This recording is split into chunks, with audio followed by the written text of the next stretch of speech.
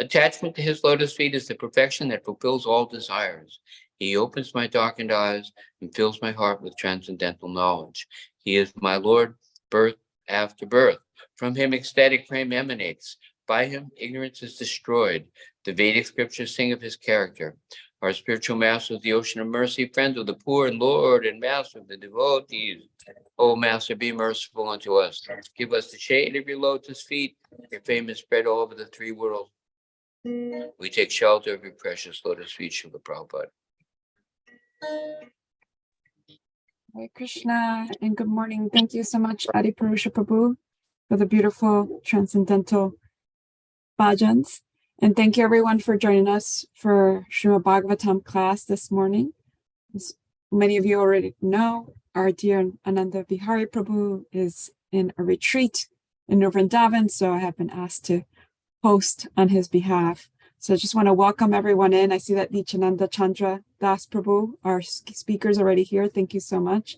So Hare Krishna and welcome Alan Ginsberg, Amish, Dana, and Henry. Hare Krishna and welcome Jamuna Jaya and Kartik and Pink Yogi, Popi and Prema Vinodini. Hare Krishna and welcome Rich and Scarlett, Susan and Suzanne, William and family, and Venetia. So welcome everyone. And let's spotlight Nityananda Chandra Prabhu. And we are already live streaming, Prabhu, so you're all set to go. Thank you so much. Thank you. Hare Krishna and welcome. So we just do our invocation. Om Namo Bhagavate Vasudevaya. Om Namo Bhagavate Vasudevaya. Om Namo Bhagavate Vasudevaya. So today we are reading from Srimad Bhagavatam, Canto 10, Chapter 25. This is the chapter about the Govardhan pastime, right in the beginning of the Govardhan pastime. Indra is getting very upset, and we are beginning with text number 4. Yatadridai karma maye kratubhi namano nibhai vidyam anvikshikim hitva titir shanti bhavarnavam. Taking shelter of Krishna is just like the foolish attempt of men who abandon transcendental knowledge of the self and instead try to cross over the great ocean of material existence within the false boats of fruitive and ritual sacrifices. So this is the first verse that we're covering. There's no purport here, but Vishnu Chakravarti Thakur did do a purport, and so we do elaborate on verses that our acharyas have spoken on. And so here, Lord Indra, he is taking a stance against all this nonsense, bogus philosophy. Why are they listening to this child? And here, later on, we're going to hear this wonderful child grow up and speak Bhagavad Gita. And when he speaks Bhagavad Gita, he speaks wonderful knowledge about how you have to do sacrifices to appease the demigods. And by this great system, every peace is achieved, success is achieved, happiness is achieved. And then there's also jnana. There's some kind of knowledge that develops by the performance of sacrifice. First of all, there's awareness of higher powers. There is an awareness of multiple lives. And then just by the performing action with detachment, jnana develops. So here the child is saying, forget all this. And instead of worshiping the demigods who we all have debts to, let's just worship a mountain. And so Lord Indra is taking a stance against all this nonsense, bogus philosophy. Is becoming very upset. And so he's saying this is just like a foolish attempt. Say somebody gives up jnana and says, oh, let me give up jnana and go and practice karma kanda. So basically in every religious tradition, you have 3 levels. What are the 3 levels? You have the jnana kanda, karma kanda, and upasana kanda. So you have the division of religious practice wherein the motive is to get something material. On the lowest level, it's some kind of material thing in this life. And then a little higher level, it's a higher material situation in the next life. And so these are the most of the Vedas, as Krishna says, idam pushpitam bhacham, that we shouldn't be bewildered by the flowery language of the Vedas, which promises all these materialistic delights, and instead become more interested in the tattva jigyasa, the goal of life, which is to be free from pavarga, become apavarga. And so the Vedas use this acronym. You have sometimes you hear this word pavarga, and you try to figure out, wait, well, how does you have pa ma? And so unless you're familiar with the alphabet, the Sanskrit or Hindi alphabet, it might be confusing. Why are these letters connected to this word pavarga? Because it doesn't seem to fit. But varga just means line, like you have your guru varga.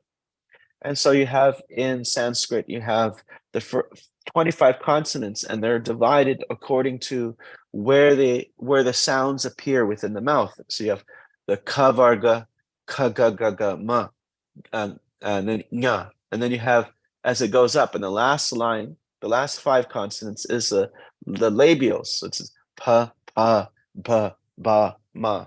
And so those 5 letters are signifying things that are problems with material existence. They're parishrama, shrama eva kevalam. There's a lot of hard work that has to be done if you live in this material world. Actually, here you'll find that Indra, he calls Krishna Martya. He's a lowly mortal being. Martya, Mrityu, death. That's what the demigods call humans. They're Martya Loka, the planet of death, where people live very, very short lifespans. And then you find, like, the humans, we call the demigods, like in all different cultures, they call them the immortals, just because they live so long, deathless. But even though they're not truly immortal, we call them immortals. So parishrama, pa is for this parishrama, this hard work that has to be done in this human life. And then there's sometimes you work so hard that you have pena, you have foam at the mouth. Sometimes you see when someone's sick, they'll have foam at the mouth. Pa ba. Ba is for bondage, vyavyastiti, frustration. There's bondage, there's frustration. There's bha, which is for bhai, for fear. And then the final reward is death. And so this Jnana Kanda section of the Vedas teaches that you have all these troubles, therefore you want to get, the real wise person wants to get free from these things. Dharmasya yapavargasya. Dharma is actually to become free from the whole material entanglement. It is narto artayo upakalpate. It's not for getting arta, getting a type of financial security. You hear you often hear the 4 Vedas, the four goals of the Vedas. Dharma, then comes arta, then comes kama, then maybe moksha. And so you find, like, for example, when the settlers first came to America from the European settlers, the first big buildings were the dharmic buildings, the churches. And when they performed their dharma, then came some kind of economic development, some kind of financial security. So then the next bigger building was the banking buildings. And then when you have your financial security, then what do you want to build? You want to build places like Vegas where you can enjoy, so kama. And then finally, when you're done with all of it, then you're tired, you go to moksha. So the Vedas see that the Dharma is not for artha, and it's definitely not for kama, as in the Bhagavatam. It says, Dharmasya yapavargasya nartha uttapakalpate dharmakantasya kamo labhayati smitaha. And then even kama, what should we have for kama? We should just have the desire for a healthy body, because jivam tattva, this life is just for understanding absolute truth. And so this Indra is saying, this is so foolish. He's just like these people are following this little child, Krishna. It's just like a foolish person who gives up spiritual knowledge, jnana, the path of spiritual knowledge, and goes down back to karma kanda, goes down back to the path of fruitive ritual sacrifices for material enjoyments. So you have these three kind of divisions in every religious tradition. A person's motivated by some type of economic development, some kind of sense of gain, material gain. Then you have the next level where the person has some vision that they see this material world has that ma. It has all these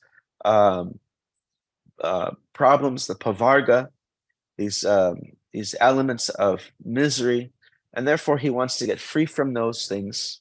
He is sick of it all. And then the last division is someone who he doesn't want to get something material. He's not running away from these material problems. He's not chasing after material benefits or running away from material problems, but he's wanting to not take, he wants to actually give. And so that's the upasana kanda, the path of worship and love. And so Indra is very upset here. This boy is saying all kinds of, actually what it's really upsetting, of course his pride is hurt, but Krishna is also, in this section, he starts to speak this atheistic philosophy of karma mimamsa. So the karma mimamsa philosophy is the idea that if there is a God or there isn't a God, it is not really important, because if you perform these rituals with great precision, then God is obliged, he's forced to give you your results. If you do the good karmic dharmic actions, you perform the karma kanda rituals, then they're like these demigods are just dravya, they're just instruments of the sacrifice itself, and they're of no importance. And so Indra is taking a great angry stance against this bogus philosophy of this too over-talkative child. So we're going to hear about this talkative child. Vachalam balisham stabdam agyam panditamaninaha krishnam martyam upashritya gopame chakruve apriyam. So he's Vachalam. So does anybody know what is this? Vacha. Vachovegam. You know, we are told in by Rupa Goswami, six things that the six vegans, who are the six vegans? You got to get them to listen to you in order to be a world-class teacher. You're the Vacho vegan, Manasa Kroda vegan, Jiva vegan, Udaropasta vegan. Etan vegan yo vishaheta dhira sarvam apimam pitivim sasishat. So you have to get the vegans are the urges of the tongue to speak vacha, which is compared to like the frog. He speaks, but he just invites the snake of death. So we speak so much about mundane material things. And meanwhile, death is just coming closer and closer to swallow us. And so we're just wasting our time. So Krishna here said he's Vachalam, over talkative. And then he's Balisham. He's just a immature child. Bala. Balisham. And he's stubbdom. He's arrogant. Stubda is like a stubborn, like a stump, like just a hard-headed fool. Arjuna, this Indra is saying. Agyam, ignorance, not jnana, agyam, foolish. Panditamaninam. He thinks himself a pandit. What a Krishna. Martyam, this mortal being. And they're such fools that they're taking. It's not just Krishna he's so upset. Look at the whole village. And you have this verse, Sarva Dharman Parityaja Mam Ekam Sharanam Vraja. So it is we're practicing this highest dharma of just taking shelter of Krishna. And so you hear Nanda Maharaj, Krishna, he is asking, why are you performing this sacrifice? And he just starts to speak, and Indra is so upset that it seems like they just follow this. The child says, okay, he has some questions and he presents some foolish philosophy, and immediately the whole village just decides, okay, we're not going to do all this Vedic stuff. We're just going to follow what this child says. So he thinks himself wise. So Indra is, first of all, he's upset. Is that they're following just a child. And the child has the arrogance to tell everybody what to do. He has the arrogance to tell his father. He doesn't even respect his father. He's telling his father what to do, and he's just a child. Now, of course, in many of these pastimes, you have Saraswati, and she is behind the speech in these leelas. And so you have these wonderful pastimes of Krishna where the personality is speaking with great passion and anger, but actually they're speaking in a way that's glorifying Krishna. So purport, according to Sridhar Swami, through the insults of Indra, Goddess Saraswati is actually praising Krishna. The Acharya explains, Vachala means one who can speak according to Vedic authority. Balisham means he's free from pretension, just like a child. So a child, when he pretends, he's very straightforward. He says, okay, I'm going to pretend I'm this character. And it's very obvious that he's taking this pretension. But when an adult doesn't say, hey, I'm going to pretend to be important. And we just go around with our pretensions that, I'm important and I'm knowledgeable. But a child is he's simple, very straightforward, not duplicitous, not complex or complicated.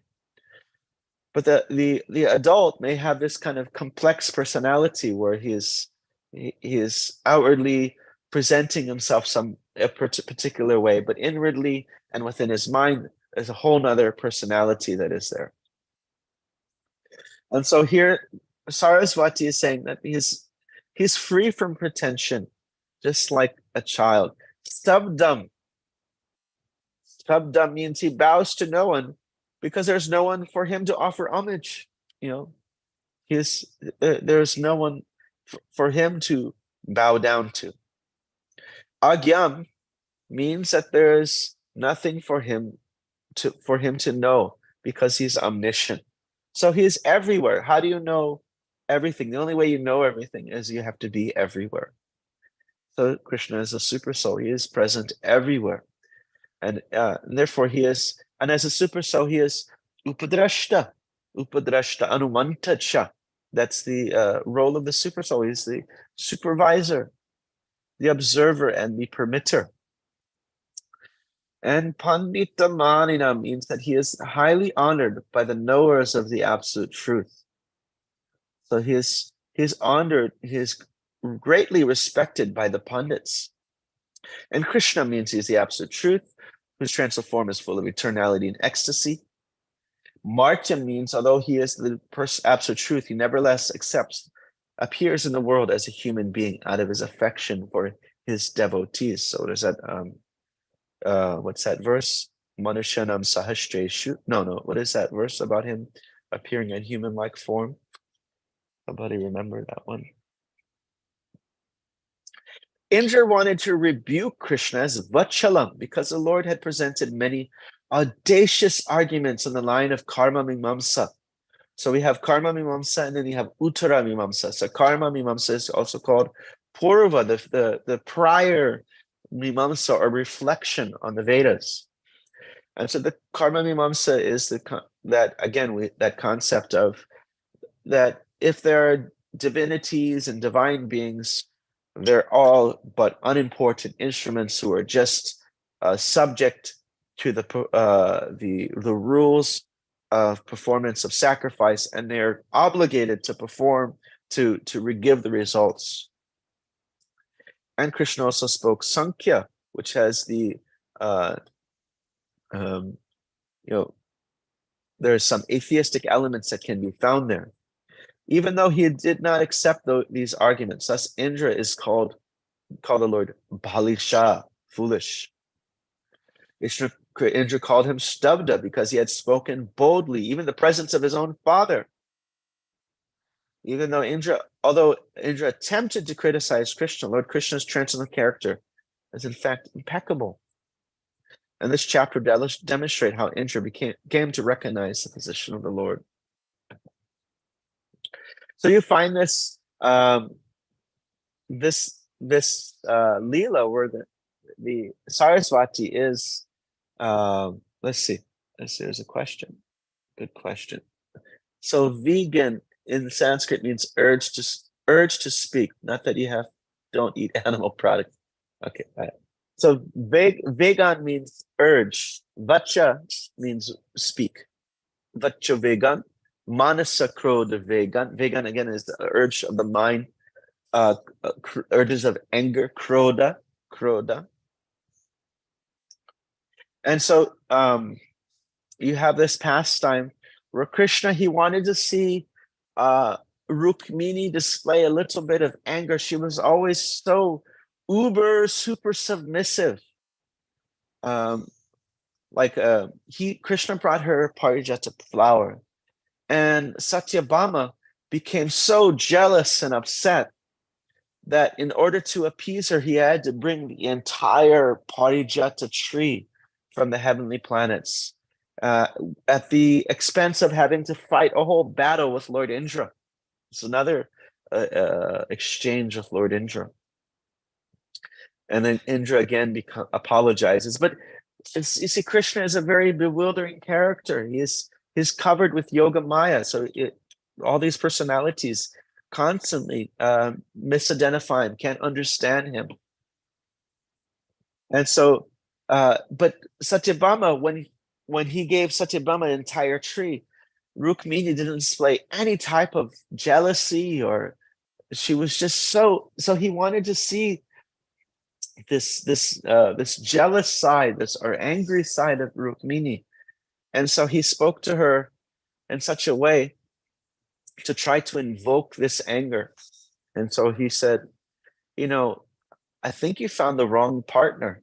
I think, I know you went through all this trouble and we're married, but maybe you should, go back and marry those other guys. It's important for people to marry those who are of equal quality, that have some compatibility. And, I'm just kind of, I ran away to the sea in fear of my enemies. And I built this city on the sea. I have there's so many powerful personalities that have enmity towards me. And I'm not even I've given up the throne. I'm not even on the throne, it's Ugrasena who's on the throne. a woman who follows a man of aloka patam, who doesn't seem to follow the proper worldly path. He's just kind of a unknown character. Oftentimes she just finds herself just in distress. I don't think you're following and also I people who, I'm honored by people who don't have anything. I don't really have anything. What else does he say? I'm glorified by beggars, and I think you were just very aware. You didn't have the foresight. And so in trying to make her angry, it didn't work. She just completely fainted in the thought of losing Krishna. Generally, the devotees, Krishna incites. It's like a play, and when you do a dance, the partner has like a kind of a complementary movement, and so Krishna worked in this way, but she didn't. Her own personal nature was too strong, and so she just, instead of becoming angry in the way Krishna was hoping, she just became completely at loss, thinking that she was going to lose Krishna, and she completely fainted. Etan vegan yoshivishihiteta dira sarvam. Okay, there's a question there. When I click on the buttons, wait, well, I don't see the whole text for some reason. Okay, I'm just on my phone. So there's vacho vegan, vacha the voice, vegan, urge, manasa, urge of the mind, urge of anger, jiva vegan, urges of the tongue, that's tasting, urges of udara, the belly, and upasta, and the genitals. Etan vegan yo vishtaheta dira, one who can control and tolerate these things. Sarvam apimam pritivim. Pritivim is all across the world. Sashishat, shishya. Such a person can become the shishya, or the instructor of everyone in the world. So if you want to be a world-class teacher, you have to get your vegans under control. You have to get your urges under control. Otherwise, you can become a small teacher, but not a world-class teacher. So in this way, you have Rukmini. She fell down. Krishna, of course, it's described that he caught her or picked her up, and like a true hero, he caught her with 4 arms, and with one hand he was like brushing the hair away from her face and wiping her tears. Another hand, he like caught her with 2 hands, and then he was like doing something with the other 2 hands, and he revived her, and then she began to speak, and she started to say, actually, everything you said, Krishna, is true. And she started to explain, just like it's being explained in this purport, that Indra's negative things are actually positive. Even we're going back to this nectar of instruction. We find that it's the positive elements that help us in Krishna consciousness. Utsaha, nishchaya, dharya, enthusiasm, determination, and patience. And so he said, yes, unequal. Only those who are equal, who are spiritual, can connect with you. So Shaman. Another one is, Krishna says he has nothing. He's got nothing. Anybody can answer. How does Krishna have nothing? He has nothing. Who knows the answer for that? How does Krishna have nothing? Because he's the greatest renunciator. No. So say I'm going to fly to Chicago, and I'm going to bring my toothbrush, toothpaste, floss, socks, t-shirt, hat, sweater, pants, underwear. I'm going to bring all these things with me. And so I have something. But everything that Krishna has is within him. He's got no luggage. He's got like nothing outside of him. So he has nothing because everything is within him. It's all part of him. It's like the sun, the rays of the sun, it's all his energy. And if you say somebody has something, like if I say Adi Purusha Prabhu, he has a little bit of hair. If you say he has something, that means he doesn't have everything. You have some of something, that automatically means you don't have everything. So Krishna is not, he doesn't have kinchana. He doesn't have some, he has all. This kind of logic hurts my head. Yeah, so this is, the Saraswati. So Krishna doesn't have, there's nothing that he doesn't have luggage. It's all within him. Like, for example, in the Brahma Samhita, it's described that if you enter the, let's see if we can find this verse. Might as well just find it from the Brahma Samhita. Let's look it up.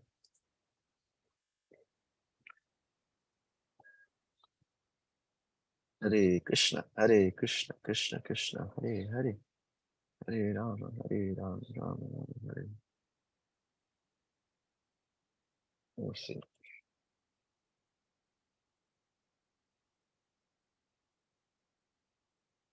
Okay, here it is.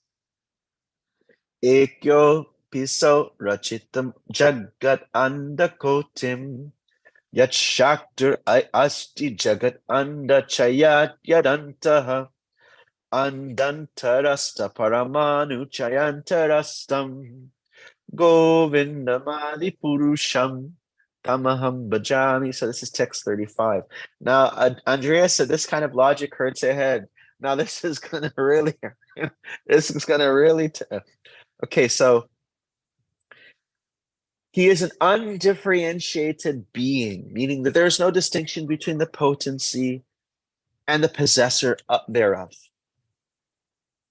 Okay, so now here it goes. In his work of creating millions of worlds, his potency remains inseparable. All the universes exist in him. So if you go inside of Krishna, what do you see? All the universes. And he is present in his fullness in each and every one of the atoms that are scattered throughout the universe at the same time. Such is the primeval Lord whom I adore. So if you go inside an atom, what do you find? The Lord. And when you go inside the Lord, what do you find? Universes full of atoms. And then you go inside one of those atoms, what do you find? The Lord. You go inside one of those, the Lord, you find all the universes. So there you go.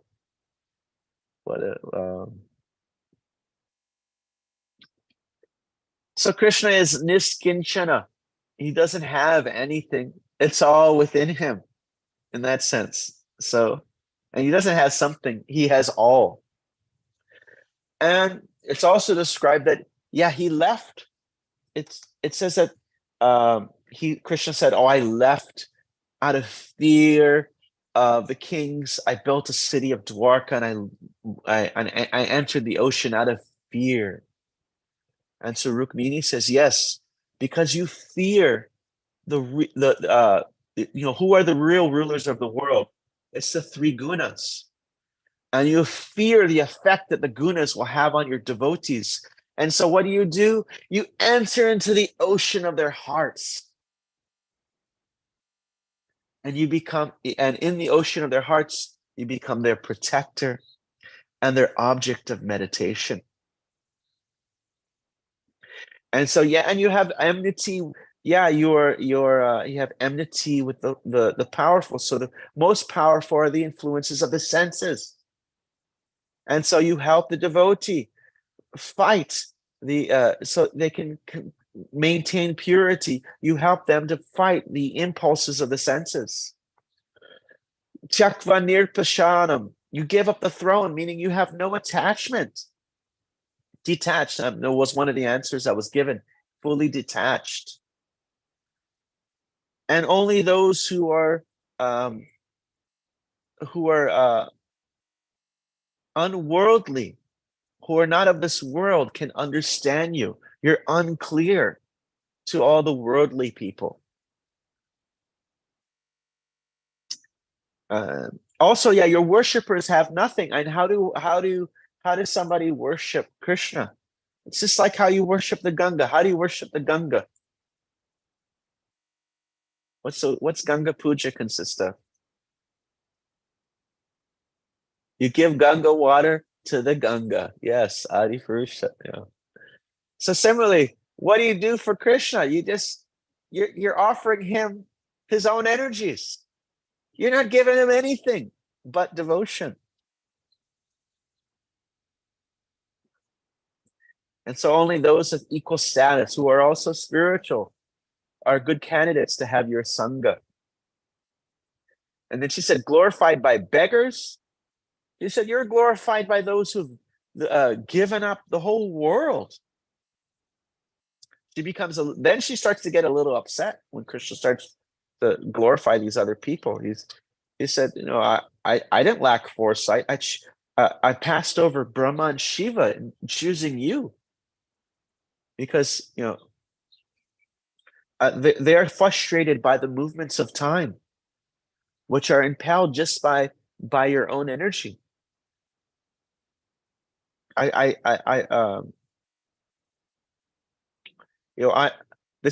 starts to get angry, giving that Krishna that little side eye and furrowed eyebrows.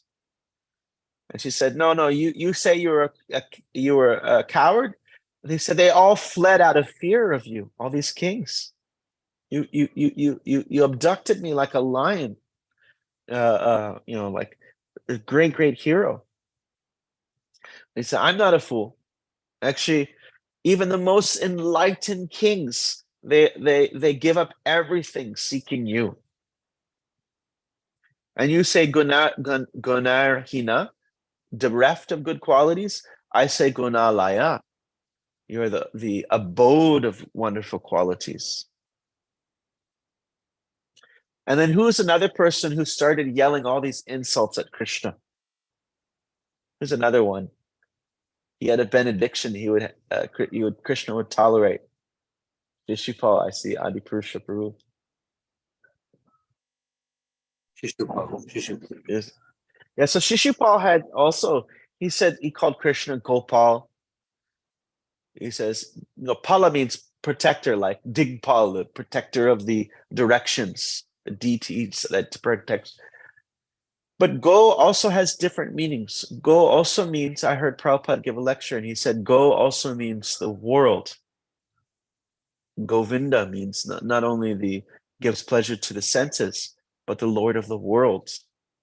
So Gopal means protector of the Vedas and the earth, according to Sridhar Swami or Vishnu Chakrabarti Thakur.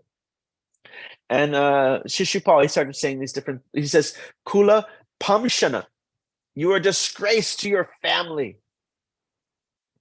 And so he says, Kula Pam Amsana, which means he who vanquishes all misguided, frivolous speculation about the nature of the truth. So he makes everything, he destroys all ignorance. And then he says, Shishupal called him Yata Kaka. Kaka means crow.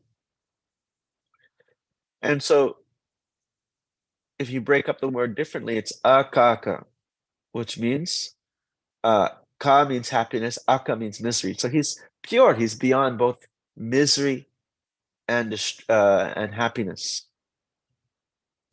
And then he says, he doesn't deserve the rice cake. Shishupal is very upset. He says he doesn't deserve, like there's a sacrificial rice cake that's given. He doesn't deserve the rice cake. Yes, Krishna doesn't deserve the rice cake. He deserves everything. Everything should be given to Krishna. And then he doesn't have any Varna ashram. He doesn't have any Varna. Like, what's his caste? Yeah, he's beyond that. He's above, and he's like, he's such a unknown kind of personality.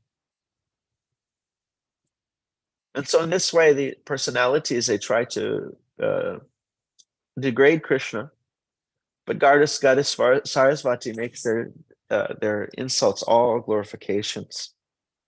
So Indra, yeah, he is very upset. It seems like bogus, and Krishna is speaking even not tattva. He's not even speaking truth. He spoke some karma mimamsa philosophy with the purpose of upsetting Indra, and it was working very well. In fact, he decides not to have a word with Krishna. Like you say, when you wanted to see who are the greatest personalities in this universe, they were being tested by Bhrigu Muni. He went up to Brahma and he ignored him. He went up to Shiva and he spoke some ill words. And then he went up to Lord Vishnu and he assaulted him. So these are three levels of aggression.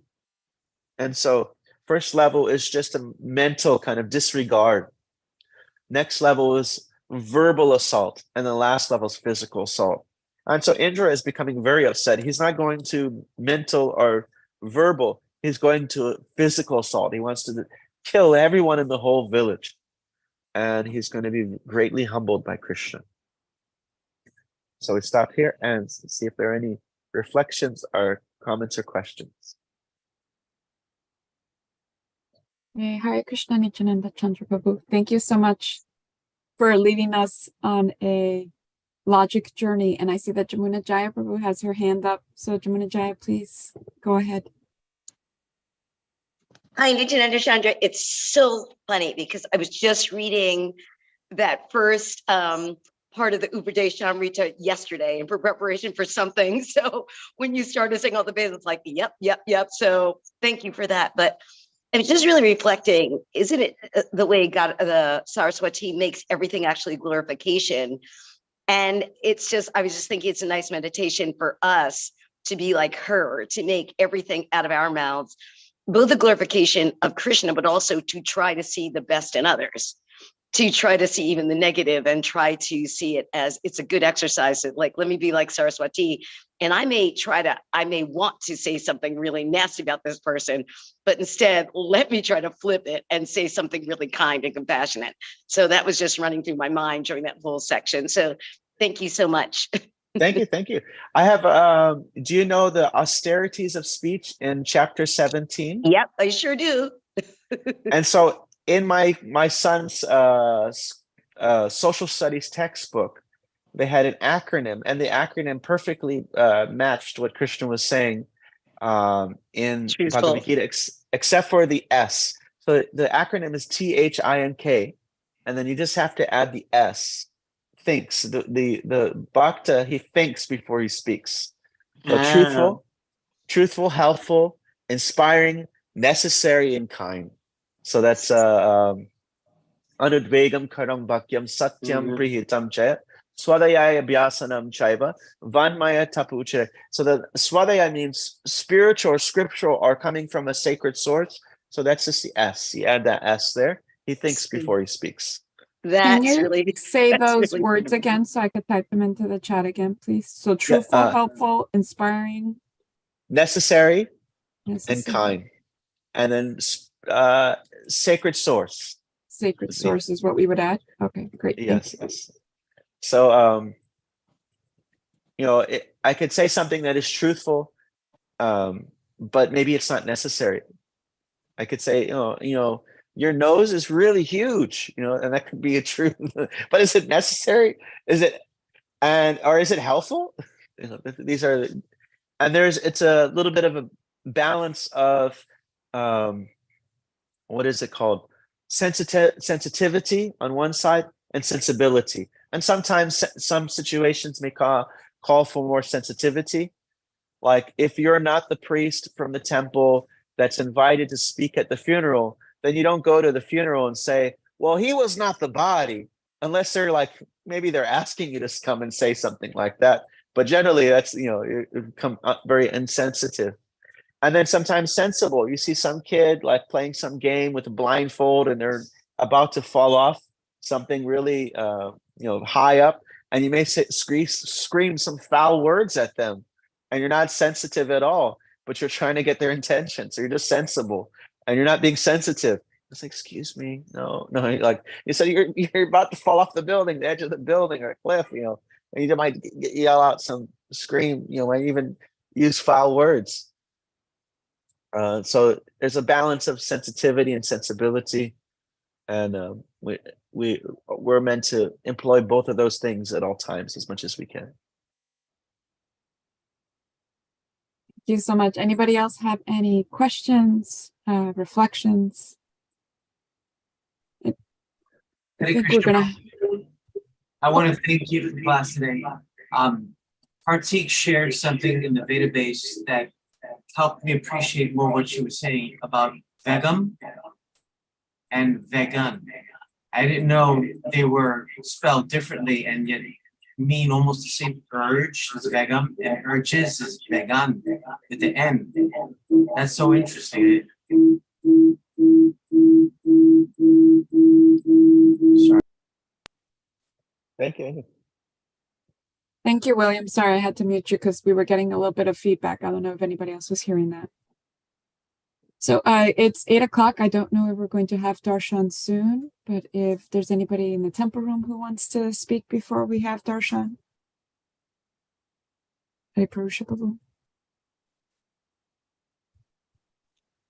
Just extraordinary class. My goodness. Fantastic. The interesting thing, we spoke a lot about all the different hostile responses that Indra had, and Shishupal, criticizing Krishna. And stepping back, if we do what Krishna asked us to do, which is what the residents did, it wasn't shastric, it wasn't logical, it was against all their tradition, but still, because they love Krishna, they did what Krishna asked them to do. And if we do that in our own life, there might be some antagonism. There might be people that don't like what we have to, what we're doing in Krishna's service. They may misunderstand it, or they will just become angry. It says, Prahlad Maharaj says, if you give a foolish person good advice, they simply become angry. You ever hear that? If you give a foolish person good advice, they simply become angry. But Chanakya Pandit says, a wise person will take good advice from anyone, from a child, from a fool, from a dream. But a fool will not take good advice from anyone, even from a wise man. So we're on the path of trying to follow in the footsteps of these wonderful associates of Krishna. And we want to do what Krishna asks us to do. And it may not make us popular. And we have to make that decision, because sometimes people will become people pleasers. And we're just thinking, let me just please everybody. In which case we lose our backbone, and we don't please Krishna. So, but we do want to, like you were saying, there are austerities of speech, to speak the truth in a palatable way. There's an art to that. But sometimes even somebody speaking perfectly what Krishna asks them to say will not become very popular. So we have to have that choice. Who am I going to listen to? Who are we trying to please by our activity? Sangsadiya Haritoshanam. If we please the Lord, then it's perfect. And that's a temptation, because we all want to be accepted and popular. And what can we do? The residents of Vrindavan, they went against the powerful demigod Indra. And but Krishna protected them. Just an interesting thing about how it applies to our life. Okay, well, goes to show Prabhupada. You want to comment on the comment? We're interested to hear. Are we having darshan, Adipurusha Prabhu? Sometimes they say the deities are late, but other people say the pujaris are late. In any case, the curtain's not open. There's nobody blowing conch yet. They have so much love for Krishna, they can't bear to stop dressing. What can I do? But I have to leave and go. Oh, okay, not a problem. Thank you so much. Well, glory to Prabhupada, Hare Krishna, wonderful class, extraordinary. Gosh, Krishna, your spiritual master is empowering you. So if we're not going to have darshan, this is a great chance for anybody else who has any last minute questions or comments before we finish for the day. Nityananda Prabhu, I have a question. So kind of piggybacking on Adipurusha's share, I was wondering how, because I'm all about like practical advice. So how does one balance, as he was saying, being a people pleaser and being compassionate? Like what's the kind of middle point to that? If you understand what my question is. Okay. Like in the sense of distribution of wisdom? Yeah, just like in our interactions with others. So like I think that Adipurusha Prabhu was giving us an example of, how important it is to speak truth in Krishna consciousness, but then you also don't want to become a people pleaser and just kind of be too. So where's the middle ground in that? I guess is my question. Yeah, I know we definitely don't want to be on the side where, you have like the soapbox preachers who are screaming at people and are actually making what is it called? Preaching to the faithless. We're giving ammunition against the concept of God, just empowering their antagonism. Pearls before swine, Jesus said. Don't cast your pearls before swine. A pig will just step on a pearl, not appreciating its beauty and its value. So, and it's offensive to go on preaching the intimate glories of the holy name to a faithless person. It's one of the offenses to the holy name. But we want to try, and Krishna will show us. Say, Krishna, in this case, I don't know what to do. It seems like this is true, but maybe this person, maybe it'll help them. Maybe somebody else will hear it and it'll help them. But we have to take a risk sometimes that somebody may not like to hear it. But we, as gently and as lovingly as we can, love is the criteria. I love you. I'm only trying to help you. We wish you well. In this case, maybe, let me just tell you, this is what scripture says. And, maybe later you'll hear it. I've had that happen. People come back years later and say, you know what? In 1978, you said this to me. And at that time, I wasn't ready, but now I heard it years later and it helped me so much, So with humility and love and doing what we feel Krishna is asking us to do, being willing to speak or keep my big mouth shut, Krishna will show us. Prabhu, Nityananda Chandra wants to speak. Yeah, he said that one of the key words there is that humility, like Lord Chaitanya spoke with all these great, staunch, philosophically strong atheists, but he didn't come in a very strong, arrogant mood. He spoke with great humility, and that opened their hearts up.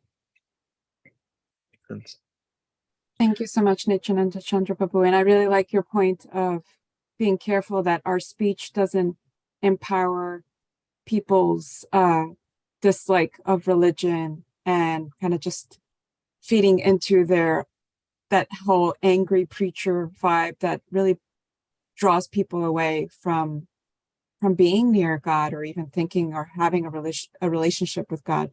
So thank you for bringing that up. Okay, Hare Krishna, everyone. If nobody else has any questions or comments, we'll finish for today. Hope that everyone has a beautiful Krishna conscious Saturday, and we look forward to seeing everyone tomorrow. Thank you so much, Nityananda Chandra Prabhu, and thank you so much for everyone else who came to join us this morning. Hare Krishna.